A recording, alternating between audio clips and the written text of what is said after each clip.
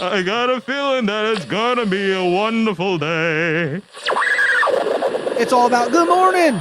Morning. Morning. Morning. Morning. How you doing? Morning. Morning. Morning. Morning. Morning. Morning. Morning. Good morning, ladies and gentlemen. It is I, the one, the only, the hot ravioli, El Presidente, Julian Nicholas, and I am here with my friend Adrian. How you doing, buddy? I am doing absolutely wonderful today. Oh, I'm glad to hear that. And we're also here with the legend himself, Mr. Nessie. How you doing? I'm doing good. The legend is in the house. Yes. And I'm not just talking about myself. It is Fun Friday here on the Zebra Morning Show. We've got weather, we've got announcements, and we want to say good morning to Coach Juba. Great morning, boys. Good morning. How you doing? A little down after last night's loss to Monroe, but try and take it one day at a time. Well, that's good. And we will get to that. Julian, you ready to go? Yes, sir. We'll make it sweet. We'll make it short. Now here for you is the weather report. Buenos dias, ladies and gentlemen. We are currently at 50 degrees, but do not worry, do not fret. We'll be at a high of 80 degrees, and again, third time in a row, Mr. Nessie, you're going to get that Mediterranean tan because it is going to be completely sunny. Perfect. That's going to work out very nicely later today. Hopefully it's not too hot in the press box out at Memorial Stadium. Okay. This is El Presidente coming at you with the weather report, baby. All right, people. Announcements. The homecoming dance of 2022 is October 8th from 6 p.m. to 10 p.m. Tickets are on sale in advance for $7, at the doors for $10, and senior gold card for $5. Tickets are on sale, let's see, during lunch or in C200. 20 what? C209. I'm sorry. C209. I'm sorry. I'm sorry, everyone. And I believe tickets go on sale in a couple weeks. Yep, next Tuesday. Next Tuesday. Fun fact, Mr. Juba is also the student council advisor. Yes. Good, great job on the flyer. Thank you, Ms. Massaro, senior class advisor. Oh, okay. Awesome. Cool. Anything else? I don't think there is. All right. If you want to get announcements here on the morning show, visit our website, zebrapodcastnetwork.com, and there is a banner you can click to submit your announcements, or you can email me directly. Club, sports, and any fun stuff going on, hit me up. We'll get it on the show. And now sports.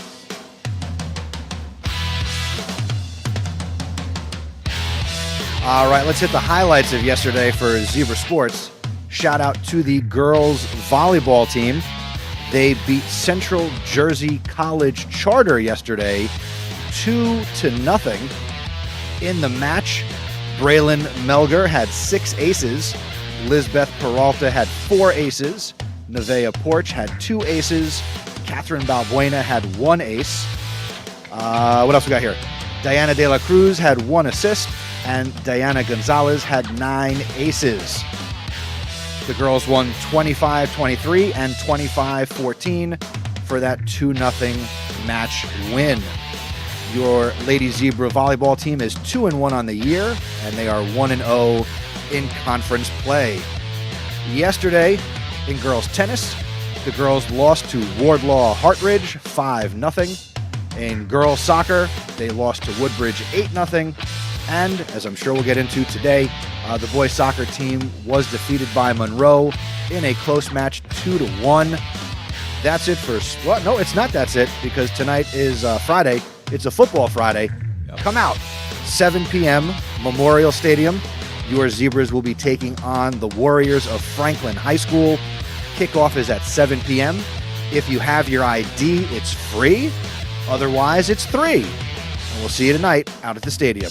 That's it for sports. Go Zebras! Go Zebras indeed. Oh, yes. Julian, you're a little under the weather today. Yep, Yeah. got a headache, got a sore throat. The ravioli's not as hot. Yeah. The ravioli's not as hot. I guess you could call it cold ravioli, eh? Shut up, Adrian. No. I'm joking, though, but I'm joking. All right, so it is Friday. It's a fun Friday, and the theme of our Fridays this year are going to be to bring on the people in the building who are coaching sports, running clubs and activities, so we can highlight a lot of the great things that are happening here at the school. And I couldn't think of a better person to bring in here to start this off this school year, none other than our boys varsity soccer coach, Mr. Juba. He is a math teacher. We also mentioned he's the student council advisor. He's a former class advisor. And good morning, Coach. Good morning, boys. How you doing? Morning. Oh, wait, we already asked that. Yeah, we already did that, Julian. I know. Watching you guys in your element, you definitely know how to put a smile on somebody's face. So a little bit better. Okay. But definitely a little frustrated from last night's game. Okay, so Julian, do you have any questions for Coach Juba? Well, yes. What made you interested in being a coach? Let's see. Well, loving sports. That definitely helps.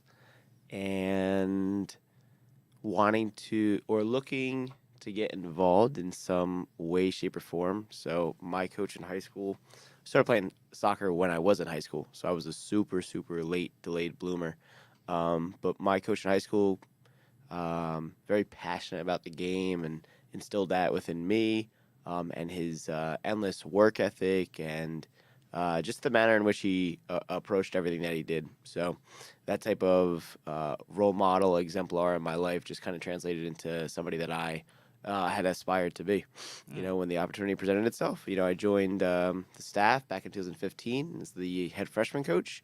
And then when Coach Castillo finally decided to hang up his cleats, I knew it was time to take the reins. That's actually impressive. Okay. So my question is, so when you're at a game, right? Yeah. Do you encourage your team to do better, or do you encourage your team to push beyond their limits and to exceed at what they do? That's a good question, Adrian. So my approach, or one of my I have a lot of mantras. If you're ever out in the field with me, you'll pick up on my sayings very quickly. But one of them is become comfortable with uncomfortable. Okay. Right? As human beings, we experience our biggest periods of growth when we are in a space that makes us that uncomfortable.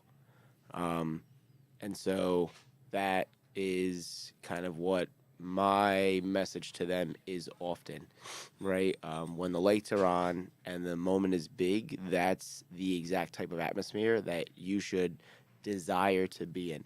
Not in an atmosphere where you already know what the outcome's going to be, right? You have the basic set of skills to get out of here with a win, right? We want to find ourselves in these challenging environments so that way we know that regardless of whether we're up, whether we're down, whether we're at home, whether on the road, whether it's a gorgeous 70-degree day with Mediterranean weather like Julian had described, or it's 22 degrees in November and the field is legitimately frozen, we can still walk away with a W, right? Okay. So it's a matter of persevering and breaking your limits. I don't believe that human beings have limits. I believe that we place limits on ourselves, right? And say like, oh, I just can't do that, I'm 5'5", but I would never let somebody tell me that they could win a header over me, because I won't allow you to place me in like a box. Right? Okay.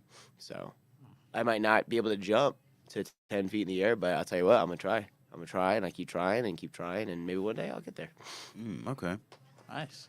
Coach, what role does your program play for our kids beyond the field? So we always another mantra, right? Say that this is always more than just soccer. We challenge you in a lot of ways to obviously be a great athlete, but first and foremost, be a great student, be a great community member, be a great role model. So alongside of obviously knowing soccer and working on your craft, you need to make sure that you're doing well in classes, right? Well is not C's and D's to us. Well is A's and B's, and you can sprinkle in a C here and there. Um, Behavior, setting an example. We have a very large freshman team this year, about 27 guys. So I need my older guys to kind of step up and make sure that they are modeling good behavior, wearing the uniform, showing up to class on time, doing well academically. And then within the community, we look to get involved, potentially fundraise for spaces like Elisha's Promise and things of that nature. But yeah, very holistic approach. That's actually pretty beautiful. Yes, very beautiful. Very beautiful indeed. So, my other question to you, Coach Juba, is do you so when the team doesn't really get a win, right? Do you still encourage them, or do you just don't encourage them at all? Or do you push them even farther to get that win? So like last night, for instance, right, we were up 1-0 over Monroe, and Monroe is a quality program, ton of respect for Coach McKenzie and what he does with his team. Knew it was going to be a very long second half after we had scored early, and if we could potentially find a second one, we might have been able to squeak out of there. It seems like the magic number in our division is 2. You get 2 goals, there's a lot of W's on the board. So, it's not for me, when things aren't going well, it's not a matter of like we have to do better. That's the obvious, right? Of course we have to do better. But it's more so a matter of how we are handling that moment mentally, right? And so a lot of times when things aren't going well, there's this natural tendency within human beings to kind of just be like, well, I give up, or I just let it be, like, and just accept what's happening, right? Because it's much more challenging to kind of put your 2 feet in the ground and say like, no, like we need to persevere, we need to be resilient, right, through all this adversity within the game, right, and push back or punch back in a figurative sense. So that's my message. The hardest part about that from the sidelines is, there's no timeout in soccer. So we could talk about it like that was literally my message at halftime. Like they're going to come, they're not going to let up, and you need to be flawless, right? And you need when that 7 to 10 minute spell comes, because I knew it was going to happen, right? When that 7 to 10 minute spell comes, we just need to stick together, take all of the adversity head on, and push through. If we can just weather that storm and then come out the other side, we'll be fine. But that storm was extremely powerful. There are no timeouts in soccer, so I couldn't remind them in the 22nd minute, hey, take a deep breath. We're all right here. So once a team starts to impose themselves, it becomes like a rolling snowball. So it starts out small, and then before you know it, it's this massive, massive snowball. So, yeah. And what you just described, that I think that's a two-way thing.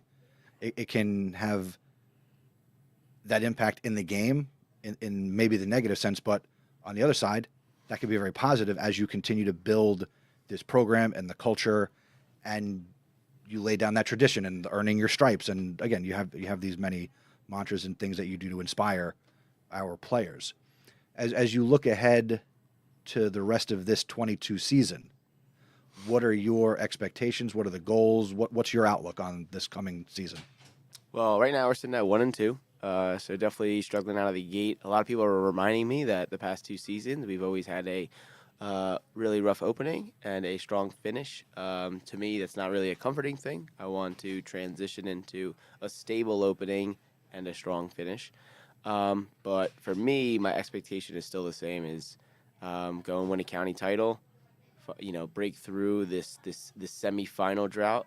We love being the champions of the quarterfinals, but finally breaking through, finding ourselves in a championship, whether it be in the counties, whether it be in the state sectional, whether it be in the state finals, and obviously bringing home the hardware. Like I said before, it is always bigger than soccer, but there's one thing that this community hasn't experienced yet from a soccer standpoint, and that is a championship at the varsity level.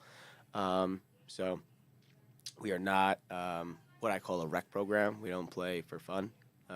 We do play to win. So anything less than that, and the season will have been enjoyable, but it will have been a bad return on investment. So we have East Brunswick tomorrow on the road over in EBville. Love traveling there. 10 a.m. So the most challenging part about our schedule is there's no break. So if you got a heartbreaker one night, well, guess what? You got one day You got to have a short memory. to get your mentals back together and get right back into it. So and that's the MO for the next 5 weeks. So Right. we can be up and then down, back up, back down, back up. So it's just we need to get to a sense of stability. Get a couple of wins strung together and find our rhythm. My last question, twofold. You're the head coach, so that tells us you don't do this alone. So would love to hear you give a cosign shout out to your staff, and also when people come out to support this team this season, who are the players that we should be aware of that are gonna make us clap and cheer? So my staff would not be able to do it without them. They allow me to just kind of coach, which is a huge release on my mind. So I have Coach Padilla, who teaches chemistry. He is the assistant varsity coach / director of player development. Coach Morano, who teaches history. She is what I call her the director of everything / fundraising / infinite titles. We don't call them JV anymore. We call them varsity reserves, head varsity reserves. Then her assistant is Coach Butticavoli, a PE teacher out of, I'm going to mess this up. I want to say Lincoln. I know she was at McKinley or Paul Robeson. Yeah, It's one Paul of them. Robeson. I had her. Oh, Yeah. fantastic. Yeah, I right. said hi. I definitely will, right? So she's on our staff doing the varsity reserves. And then we have 2 alumni overseeing our freshman program, and that's a huge win for me because when our community can kind of see itself right back involved in the fold, I think it'd be a pretty powerful moment, both from a teaching standpoint, from like a role model. But I have Coach Raul Galindo from the class of 2016, played on the Zebra team that went 20-2. But came up short in the semifinals. So we're trying to figure out how we can break through altogether. He's overseeing the freshman program, and Coach Alejandro, who works in our attendance office now, but is a member of the class of 2013, and that is his assistant. So those guys, they do it all. They do a phenomenal job of helping the boys develop, supporting them both academically, emotionally, and athletically, and I am excited. I think we will stabilize the ship sooner rather than later. So we'll go from there. And last one was Who are the players on the field that we can get excited about? the Magic. So everybody's always gonna name number 5, Captain JJ. He's very tall, can't miss him, 5'2", but he is quite dynamic, extremely explosive. Heart and soul of our team. Next to him, fellow captain. Not really sure I don't really remember anybody's number. But Isaac Chavez, fellow senior, 3-year varsity guy, captain this year. Our defensive tactician just looks so smooth, so comfortable, and really holds it down defensively. Let's see.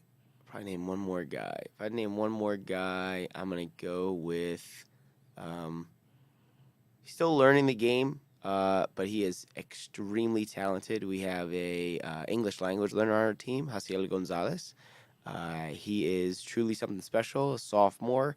We're helping him with his understanding of the English language and the American style of soccer. It is truly an enjoyable sight to see.